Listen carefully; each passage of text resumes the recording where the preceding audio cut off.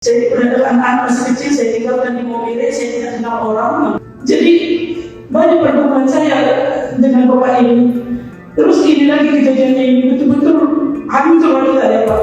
Martha Panggabean, istri mengapun, Hakim Pengadilan Negeri PN Surabaya yang didakwa menerima suap terkait vonis bebas pelaku pembunuhan Gregorius Ronald Tanur, menangis saat menceritakan saldo di ATM-nya yang 0 rupiah alias kosong. Itu terungkap ketika Martha, yang dihadirkan sebagai saksi dugaan korupsi suaminya, menjawab sejumlah pertanyaan tim kuasa hukum di ruang sidang.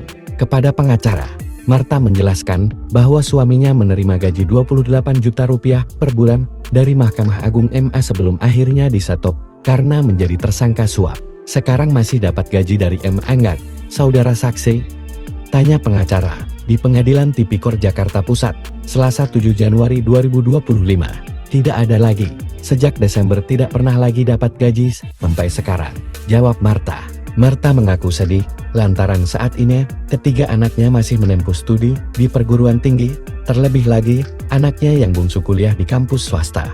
Setelah itu, Martha menceritakan bagaimana ia memeriksa saldo ATM, tetapi berujung sia-sia. Saya 2 kali datang ke ATM, selalu saldo Anda nol, sedih sekali itu saya, Pak, ujar Martha sambil menangis. Diketahui Martha Panggabean dihadirkan sebagai saksi oleh Jaksa Penuntut Umum JP di Pengadilan Tipikor Jakarta, Selasa 7 Januari 2025. Martha adalah istri mengapun, Hakim Pengadilan Negeri PN Surabaya yang didakwa menerima suap 36.000 dolar Singapura terkait vonis bebas pelaku pembunuhan Gregorius Ronald Tanur. Saat bersaksi, Martha kerap menangis. Dia bercerita soal kisah hidupnya kini, setelah sang suami terjerat kasus penyuapan dan dalam tahanan saat ini. Menurut Martha Panggabean, uang sebanyak 36.000 dolar Singapura itu dikembalikan kepada penyidik.